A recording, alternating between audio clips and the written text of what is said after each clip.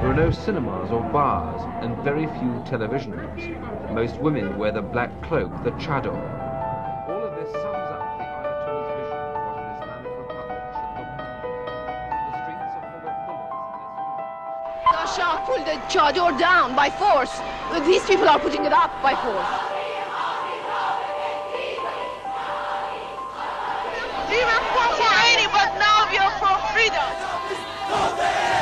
A lot of women realized under this new Islamic Republic, the new government, they will lose their right.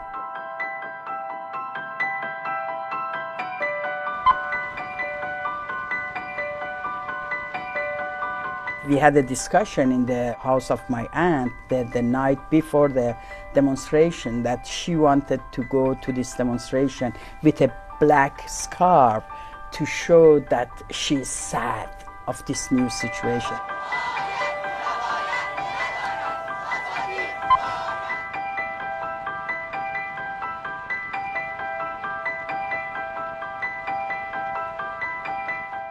At that time, we didn't have the morality police. We had only the committees. They started to control the women at the street. They started to write, and in every shop, it was a sign: the women who have no scarf, they are not allowed to come in.